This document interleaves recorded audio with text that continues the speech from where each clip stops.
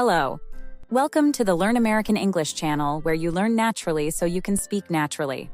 In this video, we are going to listen to conversations about urban gardening and sustainable living. This video is divided into two parts, where the characters will talk about the importance of urban gardening and ways to sustainable living. There will be a listening comprehension quiz at the end of each scene, so listen carefully and see if you get all of the questions right. Also, be sure to stay with us until the end of the video. We'll point out important words from the conversations, everyday slang, and the most common way to say things in English. Watch for these words and phrases in the subtitles. You'll find their meanings in the vocabulary section in the last part of the video. Are you excited? This should be fun. First, let's listen to a conversation between Diego and his grandma as they talk about the importance of urban gardening. Let's see how their conversation goes, and don't forget to note the highlighted words for their meanings at the end of this video. Let's dive in.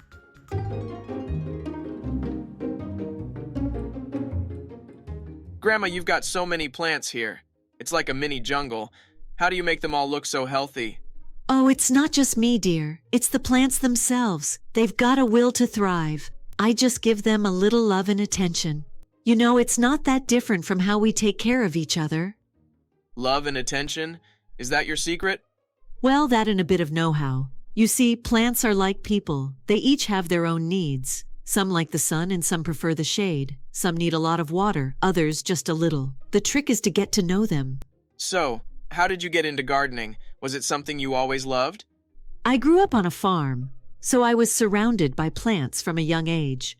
But it wasn't until I moved to the city that I really fell in love with gardening.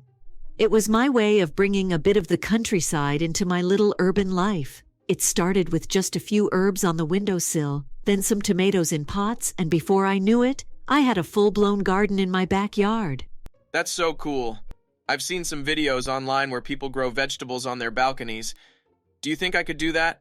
Absolutely. Urban gardening is all about making the most of the space you have. Even a small balcony or a windowsill can become a green oasis. You can grow everything from herbs and tomatoes to strawberries and even small peppers. That sounds awesome. Where do I start? Start with something simple. How about some herbs? They're easy to grow, and you'll have fresh basil for your pasta or mint for your lemonade. Plus, they don't need a lot of space. We could even start some today if you like. Let's do it. But what about soil and stuff? Do I need any special tools? You don't need much. A few pots, some good soil, and seeds. For herbs, a sunny spot is key. The kitchen windowsill is perfect for them. And as for tools, a small trowel will do. I've got everything you need right here. This is going to be so much fun. Maybe I could even grow enough to share with my friends. That's the spirit. Gardening isn't just about the plants, it's about sharing what you grow, connecting with nature, and learning patience. It's a great way to spend time, and who knows, you might even discover a new passion. I like that, Grandma. I think I'm going to give it a real try. Maybe I'll even start a little garden club at school. Now that's a wonderful idea, Diego. And you know, urban gardening is more than just a hobby. It's a way to make our cities greener and healthier. Plants help clean the air, reduce stress, and even provide fresh food right at home. It's a way to contribute to a better environment, even if you don't have a big yard. Wow, I never thought about it like that. So, growing plants isn't just fun, it's actually good for the planet. Exactly. Every little bit helps. When we grow our own food, we reduce the need for long transportation and packaging, which cuts down on pollution. That makes me want to do this even more. I could be helping out in a bigger way than I thought. You definitely could.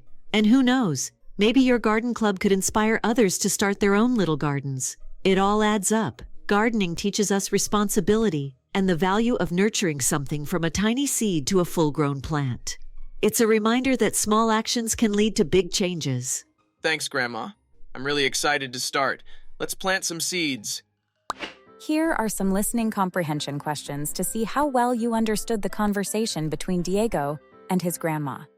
What does Grandma compare taking care of plants to?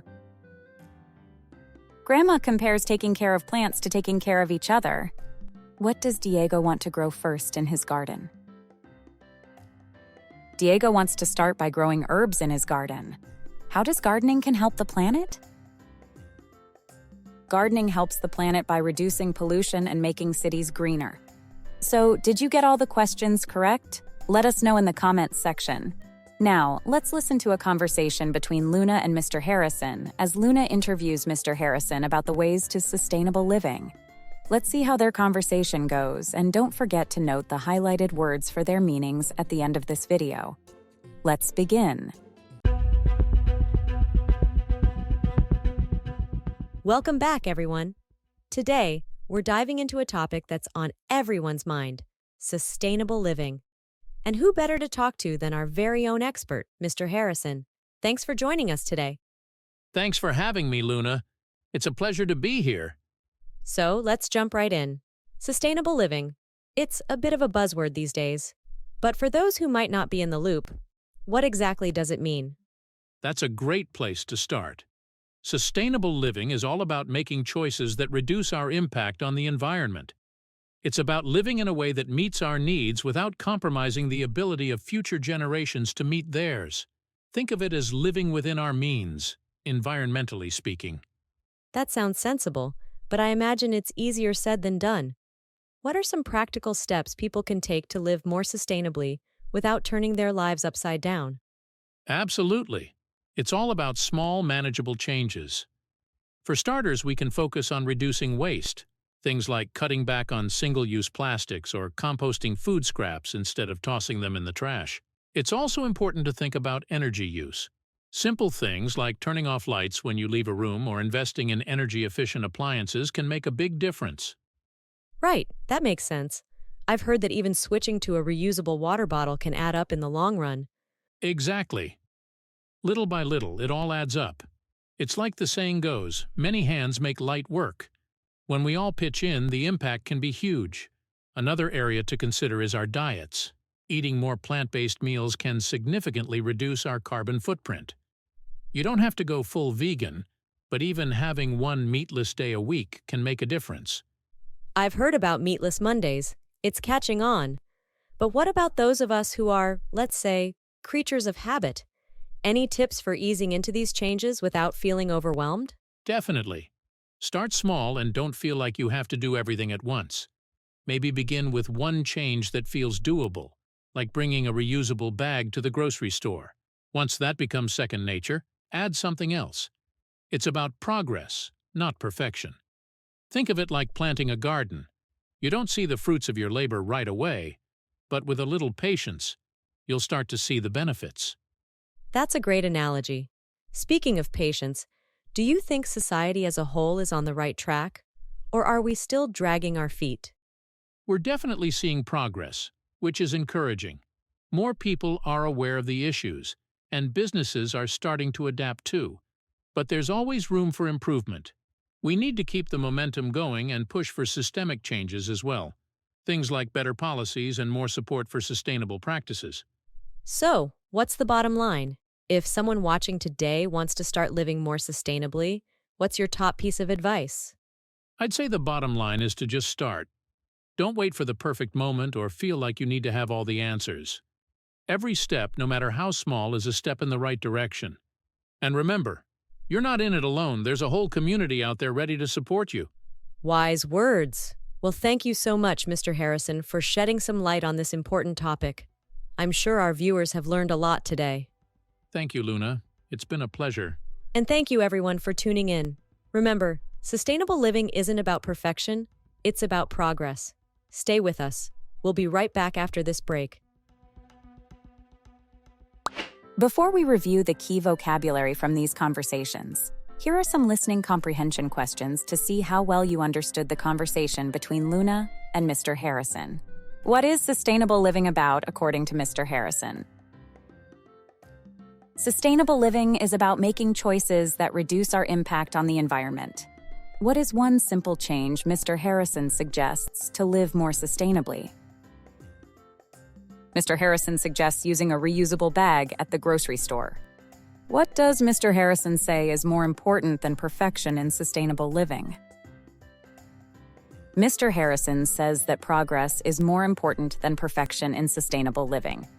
So, how many questions did you get right? Let us know in the comments section. Now let's review the vocabulary from these conversations. First, we'll review some of the natural-sounding everyday phrases used by native English speakers. Watch the video again after you study the vocabulary words to learn them even better, and subscribe to see our other videos. A bit of know-how. Some knowledge or practical experience in doing something. The trick is the key or secret to successfully doing something. Full-blown. Something that has developed completely or to its full size. Buzzword. A popular or trendy term or phrase that's widely used. Easier said than done. Something that is easier to talk about than to actually do. Now let's review other key vocabulary. Jungle. A dense and tangled forest with many plants and trees. Shade. A darker area where sunlight is blocked by something like a tree or building. Passion. A strong feeling of enthusiasm or excitement for something. Compromising. Making something weaker or worse by reducing its quality or value. Composting. Turning food scraps and other organic waste into soil through natural processes. Were the conversations relatable? Try using these conversations with your family and friends. Thank you for watching the Learn American English channel, where you learn naturally so you can speak naturally. Please click the like button and subscribe to our channel to see more videos like this one.